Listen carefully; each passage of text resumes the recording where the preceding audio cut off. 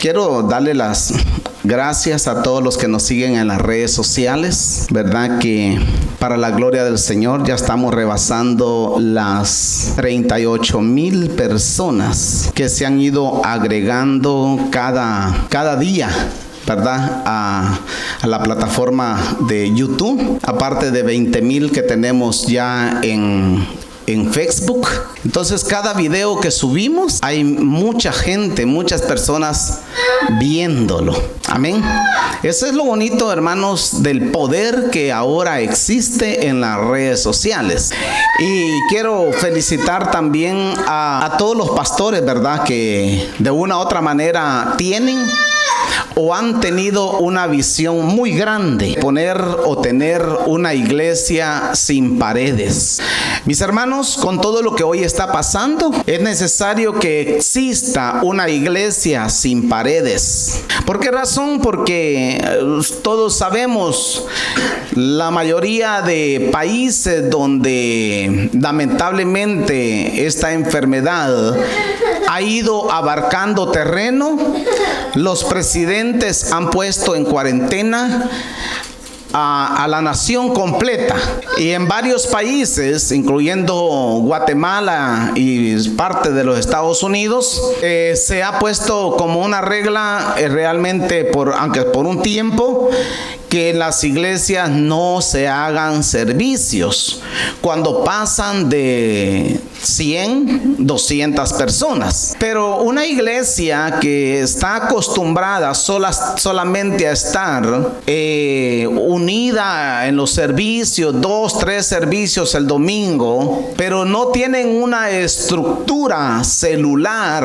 donde no hay una manera de poder tener una iglesia fuera de las paredes de un templo, están teniendo grandes problemas hoy en día, incluyendo las industrias, los hoteles, ¿verdad?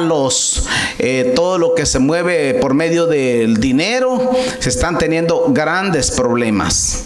Pero la iglesia que mueve su gente fuera de las paredes de un edificio son las iglesias que prevalecen. Y yo recuerdo mucho a un siervo de Dios que decía él en un mensaje que la iglesia de los últimos tiempos que iba a prevalecer, iba a ser aquella iglesia que tuviera una fe viva, en primer lugar. Y segundo, una iglesia que fuera más allá de sus paredes. Entonces, si tenemos una iglesia sin paredes, podemos tener ¿qué? 200, 300, 500 más células en nuestra ciudad y llevar el mensaje de Jesucristo a toda criatura. ¿Cuántos alaban al Señor? Todas las personas deben de escuchar el mensaje de Jesucristo. Y créalo, mis hermanos, que hoy en día el evangelio o la predicación del evangelio está siendo más fácil todavía. Jesús dijo que hasta que este evangelio del reino de Dios fuera predicado en todo el mundo para testimonio de las naciones, entonces vendría el fin. Y muchos están preguntando hoy en este tiempo, ¿cuándo será el fin? ¿Cuándo viene el fin? Señales se han cumplido, hemos visto con nuestros ojos. El año pasado hubieron 4 lunas rojas, hubieron muchos eclipses solares, y para hoy, ahorita en mayo, el Papa está a punto de decretar hacer una firma de un acuerdo de paz para las naciones. Aparte de eso, está pronosticándose para el mes de abril, supuestamente va a pasar un asteroide cerca de nuestra atmósfera de la Tierra. Entonces, cuando vemos nosotros el panorama exterior y el panorama de la Tierra, incluyendo la política, el avance de la tecnología y la amenaza nuclear que está habiendo hoy en día, porque, mis hermanos, hay una guerra que, aunque usted no lo crea, una guerra cibernética. donde ya las guerras no se pelean como se peleaban antes, de fusil a fusil, o de pistola a pistola, o de ejército a ejército.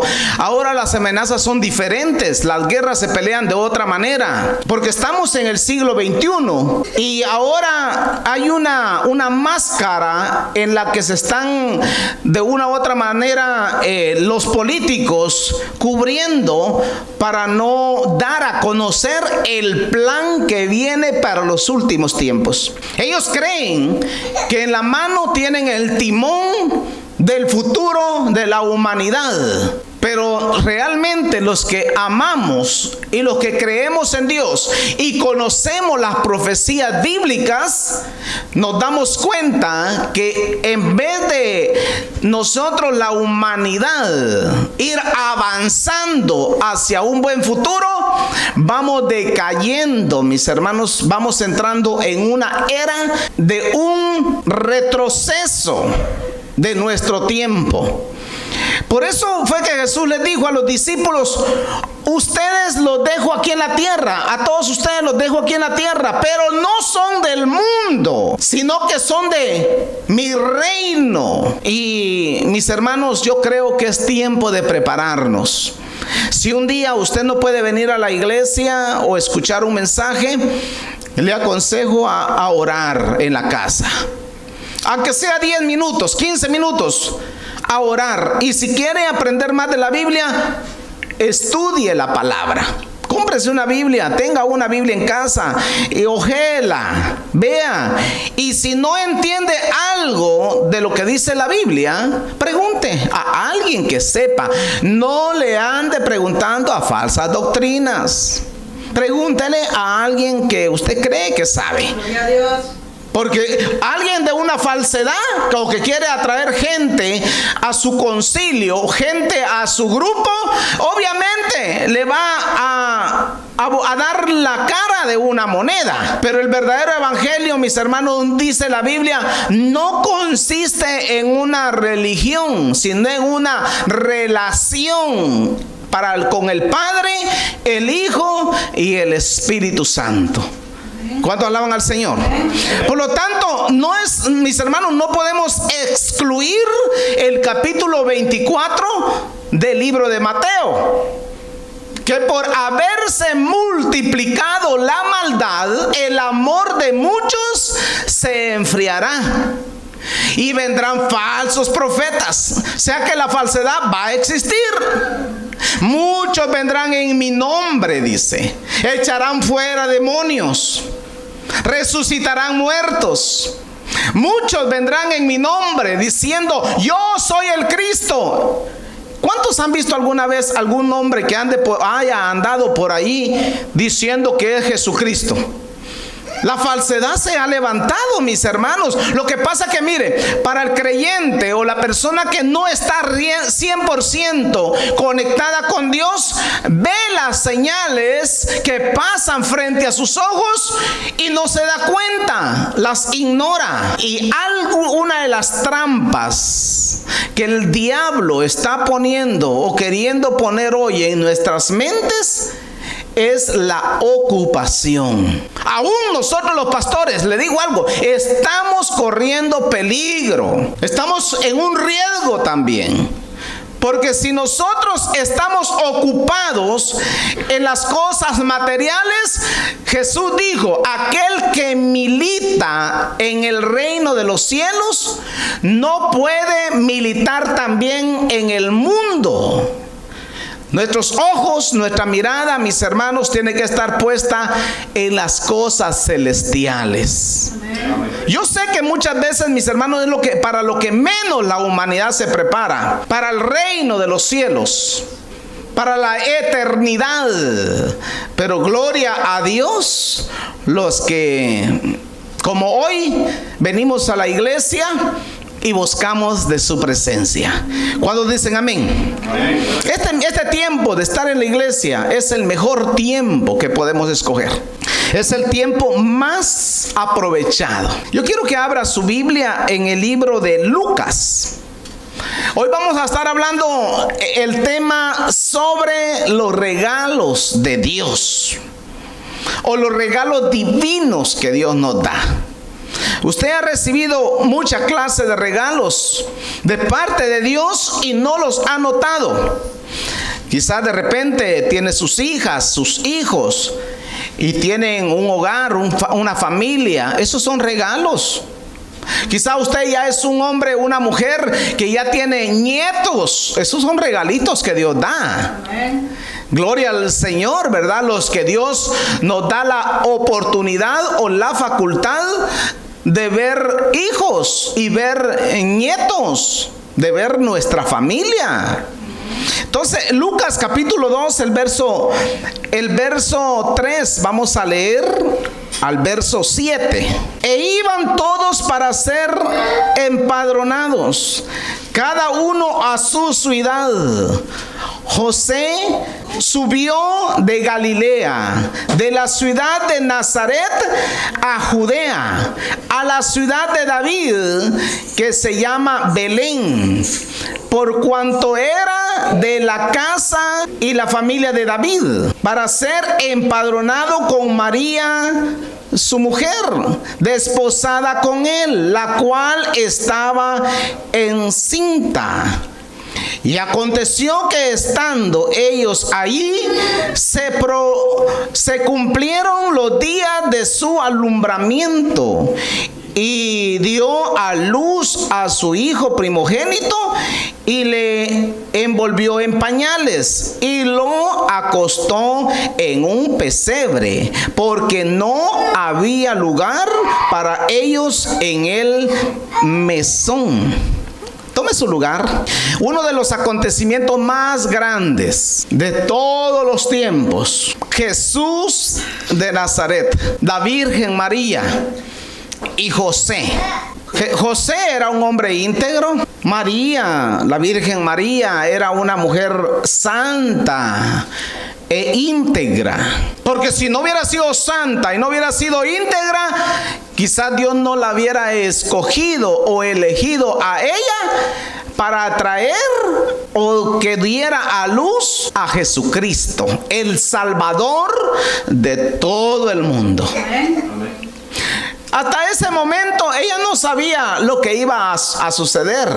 Sencillamente ellos obedecieron a la orden dada por Herodes de ser empadronados todos. Pero cuando iba camino a ser empadronada o empadronados, ahí vinieron los dolores para dar a luz a Jesucristo.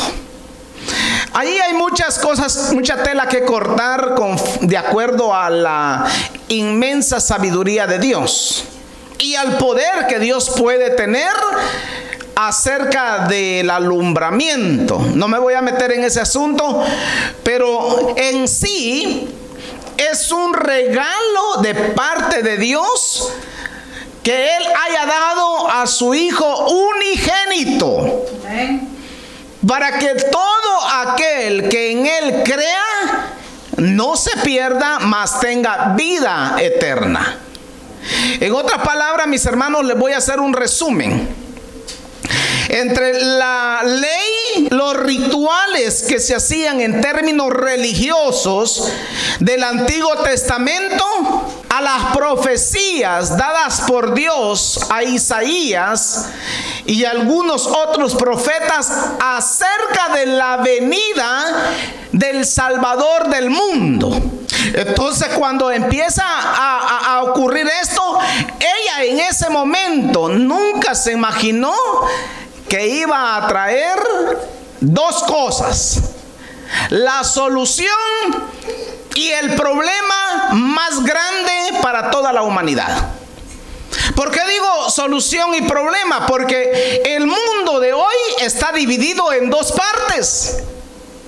En la parte de los que creemos en el Señor Jesucristo como el Rey de Reyes y Señor de Señores, como el Mesías enviado de parte de Dios para salvar a la humanidad del juicio eterno, y como la otra parte, los que no creen, porque hay gente historiadores que se van a profundidades que llegan a la conclusión de no creer, y de tanto investigar y investigar llega el término en que no creen, porque las cosas de Dios, espirituales de Dios, si no se le une lo que es la fe, es imposible creerlas. ¿Qué nos gustaría a todos los líderes? Hacer un llamado a toda la humanidad a que todos creamos en el Señor Jesucristo. Pero como no a todos les he revelado el evangelio de nuestro Señor Jesucristo, no todos creen. Y el no creer es incredulidad. Y la incredulidad se vuelve un ateísmo. Y el ateísmo es pecado delante de los ojos de Dios, porque se va al otro extremo creyendo en la evolución más que en la creación. Entonces el mundo de hoy en día está dividido en las dos partes: en la parte que creemos, y no solamente creemos y profesamos, sino que predicamos acerca de nuestro Señor Jesucristo. Y creemos en la salvación, creemos en que después de la muerte hay una vida eterna y que tenemos que comparecer ante el gran tribunal de Cristo, sean ricos, sean pobres, científicos, intelectuales, académicos, ignorantes. Pero también está la otra parte, los que no creen. Entonces la Virgen María, en el momento de dar a luz, ahí lo dice, en Belén de Judea no había lugar para el Rey de Reyes y Señor de Señores. Era una persona, en ese momento, una pequeña familia e ignorada por la sociedad. ¿Cuántos dicen amén? Porque si la hubieran tomado en cuenta, por lo menos le hubieran preparado un bonito lugar para que naciera el Hijo de Dios. Pero lamentablemente, como fue ignorada, nunca se imaginó ni Herodes, ni César, ni Poncio Pilato, ni Caifás, que Caifás era el líder supremo de la religión hebrea. No lograron concebir, captar la atención del nacimiento de nuestro Señor Jesucristo. Pero vea conmigo el verso 8.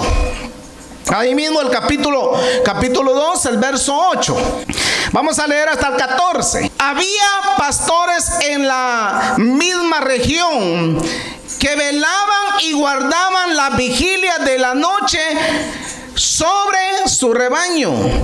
Y he aquí se les presentó un ángel del Señor, y la gloria del Señor los rodeó de resplandor, y tuvieron gran temor. Porque el ángel les dijo: no temáis, porque he aquí os doy nueva de gran gozo, que será para todo el pueblo, que os ha nacido hoy en la ciudad de David un Salvador, que es Cristo el Señor.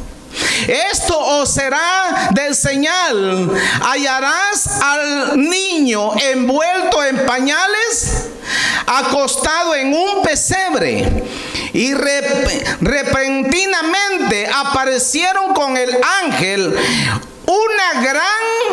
una multitud de las huestes celestiales que alababan a Dios y decían: gloria a Dios en las alturas, y en la tierra paz, buena voluntad para con los hombres. Esta era la noticia que traía el ángel del Señor. O sea que, mire, los pastores estaban cuidando el rebaño. Era una época entre el mes de abril y mayo que cuidaban los rebaños. Y de repente el ángel de Dios aparece a estos hombres pastores de ovejas y estaban cuidando ese rebaño. Y él les da la misión, les da la señal y les dice hacia dónde deberían de dirigir su mirada. Y les dice, la señal es que van a ver al niño acostado en un pesebre, lo van a ver en pañales. Mis hermanos, yo no sé cuál sería la reacción de nosotros el día que se nos aparezca un ángel del Señor. A veces le decimos al Señor, Señor, quiero ver tu rostro, Señor. ¿Cuándo le han dicho al Señor así alguna vez? Señor, envía un ángel que me hable.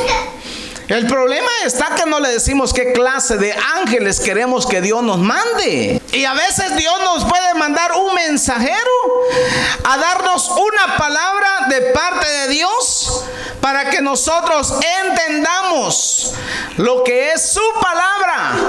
A veces Dios nos envía ángeles de diferentes formas. Un ángel te puede ir a invitar para que vayas a la iglesia. De repente vas a tener un accidente, vas a tener un problema en la casa y hay alguien que se te presenta y te dice, no, hoy no vaya a trabajar, ¿verdad?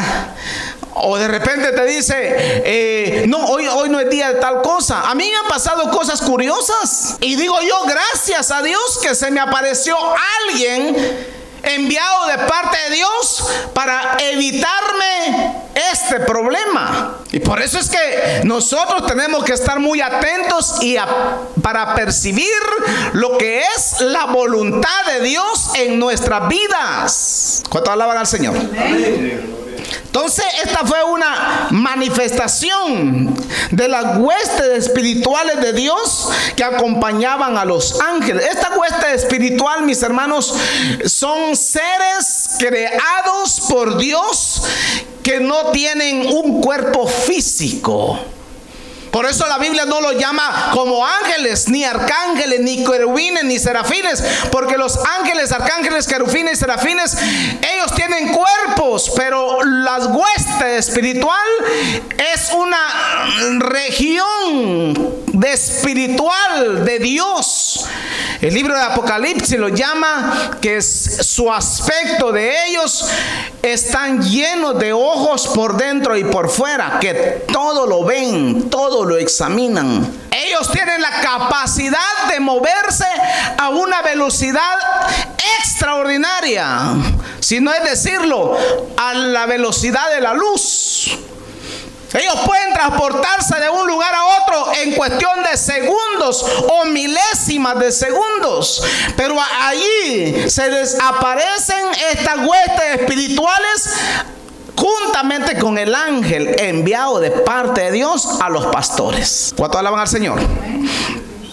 Pero vea conmigo lo que dice el libro de Juan, capítulo 3, el verso 16. Porque de tal manera amó Dios al mundo, que ha dado a su Hijo unigénito, para que todo aquel que crea no se pierda, mas tenga vida eterna. Ahora vea conmigo el verso 17. Porque no envió Dios a su Hijo al mundo para condenar al mundo, sino para que el mundo sea salvo por él. Entonces el objetivo principal de Dios de enviar a su Hijo unigénito fue salvar al mundo y no condenar al mundo. Yo por eso a veces no comparto con muchos que andan predicando solamente juicio y sienten que los cachos del Apocalipsis van a caerles encima de la casa. Mientras usted y yo vivamos en esta tierra, hay que vivir la única vida que vamos a tener en esta tierra. Y cuando el Señor venga o la muerte nos sorprenda, estaremos con el Señor por toda la eternidad. Al menos yo tengo que estar seguro de eso. ¿Cuánto alaban al Señor? Entonces dice que de tal manera Él amó. La primera parte es que Él amó al mundo. Y cuando el Señor ama, Él no anda preguntando si eres pecadora, si eres pecador. Él no anda preguntando nada. Sencillamente el Señor nos ama. ¿Eres o no eres pecadora? Es más, entre más pecador es uno, más el Señor lo ama. Porque ese es el mal concepto que muchas veces tenemos hoy en las iglesias, que creemos que porque hay acontecimientos a nivel mundial, ya las profecías se cumplieron y la venida del Señor está cerca y que va a haber gran juicio sobre la tierra. Si el Señor todavía no ha venido, es porque sigue amando a la humanidad. Es que, mis hermanos, mire, nosotros muchas veces somos muy buenos para destruir, pero pocos buenos para edificar. A Dios le costó construir o inventar el globo terrestre. No fue fácil. Como no fue usted y yo el que trabajamos, nos importa poco. A muchos predicadores de hoy en día le importa poco. Todo el tiempo dicen que sí, que no, que hay puro juicio. Claro, yo creo en las profecías, yo creo en la palabra, pero hay palabra que es para hoy y es palabra que hay para mañana, dentro de 20 años, dentro de 40 años, dentro de 50 años. Hay palabra que no es para hoy. ¿Cuántos dicen amén? Claro. Entonces al Señor le costó 6 días de trabajo y la Biblia no dice qué clase de días eran, porque mucha gente dice, ay, 6 días, en 6 días el Señor hizo todo lo que existe, pero la Biblia no dice de cuántos días o cuántos años constaban esos días. Si la Biblia dice por ahí en un versículo que para Dios un día es como 1000 años y 1000 años como un día. Entonces es posible que le haya costado al Señor 6000 años en construir el planeta Tierra. No fue un espacio así rapidito. Hizo los árboles, hizo los animales, hizo la tierra, hizo el sol, hizo la luna, hizo las estrellas, hizo los ángeles, los arcángeles, los querubines. De último lo hizo al hombre y a la mujer. Y ahora nosotros los hombres y las mujeres somos buenos para destruir, mis hermanos. Talamos los árboles, cortamos los árboles que podamos, le meten tractor a los terrenos, le sacan agua, le sacan petróleo, el gas, el uranio, el agua la contaminamos, el planeta Tierra está siendo contaminada, la atmósfera. Todo está siendo contaminado. Ahora mire, el hombre ya no está satisfecho con la tierra. Ahora se han ido al espacio exterior a ver qué encuentran más allá. Y a la pobre luna, mis hermanos, la están bombardeando cada poco. Por ahí supe yo que los científicos le han ido a tirar 200 dinamitas a la luna para abrir un cráter, para buscar agua. Y la pregunta es, ¿no hay agua suficiente en la tierra que andan buscando agua en el espacio exterior? Tanta es la avaricia, tanto es el orgullo del hombre de hoy en día que andamos explorando el mundo exterior. No nos conformamos con este planeta Tierra tan grande que Dios lo hizo y tan hermoso que Dios lo hizo. Entonces la Biblia dice, porque de tal manera amó Dios al mundo. Si el mundo no fuera tan importante, si usted y yo no fuéramos tan importantes para Dios, entonces Dios no hubiera mandado a su Hijo unigénito. ¿Cuántos alaban al Señor?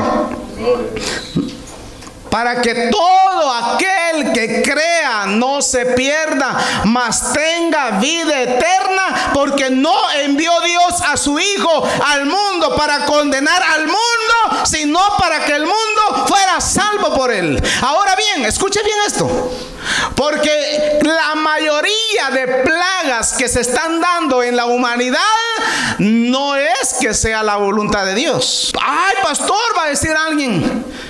No, a veces no es la voluntad de Dios. Nosotros tenemos la culpa. Nosotros creamos el problema. Y después andamos tronándonos los dedos, echándole la culpa a todo mundo, que todos tienen la culpa. Mis hermanos, el día que el planeta Tierra se quede sin atmósfera o sin aire, hermanos, estamos fritos. El día que los dos polos, el polo norte y el polo sur, se derritan totalmente, mis hermanos, este planeta va a tener caos terrible. Entonces sí creo yo que ya los apocalipsis ya llegaron. Cuando yo vea que el tercer templo de Jerusalén se ha construido y que se empiezan a hacer los sacrificios que se hacían en el tiempo antiguo, entonces ya está cerquita el fin. El día que yo vea que los gobiernos de la tierra en su plenitud están reconociendo a Jesús, y aunque no todos van a ser salvos, pero la mayoría de ellos van a llegar a tener un pleno entendimiento de quién es Jesús de Nazaret. ¿Sabe por qué? Usted se preguntará por qué. Porque dice la Biblia que en aquel día el Señor, cuando nos llame a juicio, no dará por inocente a nadie. Ya sea rico, sea pobre, sea gobernante, sea líder, sea pastor, evangelista, sea músico, sea lo que sea. Por eso es que el mayor objetivo por el cual venimos a la iglesia no es a otra cosa, mis hermanos, más que adorar a Dios. ¿Cuándo alaban al Señor? Mira lo que dice Juan capítulo 20, el verso 22. Y habiendo dicho esto, sopló y les dijo: recibid el Espíritu Santo. Mis hermanos, sin el Espíritu Santo la iglesia está muerta.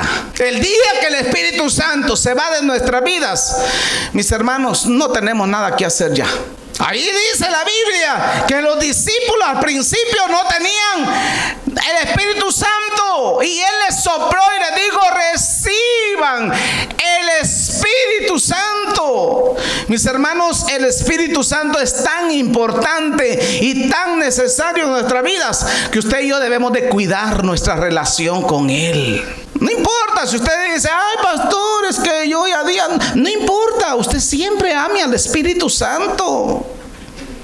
Y si aún el Espíritu Santo le recuerda áreas en las cuales usted ha caído y se ha descuidado de la presencia del Espíritu Santo, pídale perdón, y yo estoy seguro que el Espíritu Santo lo va a perdonar así, rápido. Es que Dios no es como nosotros. Si usted me ofende a mí y me pide perdón, dice uno: yo lo perdono pero no olvido, dice uno. Que me la vuelve a hacer. No, Dios no. Dios lo perdona y borrón y cuenta nueva. Es más, dice la Biblia: si tus pecados fueren negros o fueren rojos como el carmesí, yo, dice el Señor, los haré blancos como la blanca lana. Así lo hace el Señor. Eso no quiere decir que debemos de vivir todo el tiempo pecando. Errores vamos a cometer, y errores es de humanos. Pero mis hermanos, no hay que vivir pecando, porque tarde o temprano te va a pasar factura al Señor. Y un día te va a decir: hey, ya, cálmate. 7 veces, 70 veces 7. Es más, las 399 se terminaron. Así que te cae el golpe. A veces necesitamos el somatón, mis hermanos. A veces necesitamos el golpe para sacar la experiencia viva de parte de Dios. Pero no esperemos eso. Primero de Corintios capítulo 12, el verso 7. Mire lo que dice. Y con esto termino. Capítulo 12 de Primera de Corintios, versos 7 al 11. Pero a cada uno le es dada la manifestación del Espíritu para provecho, porque a este es dada por el Espíritu palabras de sabiduría, a otro palabras de ciencia, a otro de ciencia según el mismo Espíritu, a otro fe por el mismo Espíritu, y a otros dones de sanidades por el mismo Espíritu, a otro el hacer milagros, a otro profecía, a otro discernimiento de espíritus, y a otros diversos géneros de lengua, y a otros interpretación de lenguas, pero todas estas cosas las hace uno y el mismo Espíritu, repartiendo a cada uno en particular como Él quiere. O sea que cuando tú tienes al Espíritu Santo de Dios, no sé si te ha pasado alguna vez, dices, yo tengo un presentimiento que algo va a pasar. Lo que te falta ahí en ese momento es doblar rodillas y orar a Dios para que Dios te diga qué es lo que va a suceder. Porque de repente es un don de parte de Dios, un regalo de parte de Dios para tu vida, que Él te quiere enseñar lo que viene en 2, 3, 4 años más adelante. O no sé, de repente tienes un don, el don de fe, el don de sabiduría, el don de discernimiento de espíritus, el don de hablar en lenguas, el don de interpretación de lenguas, el don de sanidad. Entonces, cuando tenemos el Espíritu Santo de Dios, el Señor nos puede dar todo lo que necesitamos para cumplir su obra en el reino de los cielos. El problema de nosotros está que a veces lo tenemos, no lo entendemos, y si lo entendemos, no lo ponemos en práctica. Y lo que Dios te ha dado no es para que tú te duermas con los talentos. Y yo sé que el enemigo usa a diferentes personas para querernos debilitar en el desempeño de nuestros privilegios, en el desempeño de nuestros talentos. Pero tú y yo no podemos dejar de decir, ay, no lo hago porque no sé qué. No, levanta tus manos, adora a Dios, y mientras puedas, haz la obra que el Señor te mandó a hacer. Que Dios te bendiga. Hermano Jerry con nosotros, él nos va a orar en esta hora. Que Dios le bendiga. Amén, hermano. Dios le bendiga, hermano. Sea el Señor bendiciendo a nuestro hermano pastor. Jehová es mi pastor. ¿Y qué dice? Nada me faltará. Diga conmigo, nada me faltará.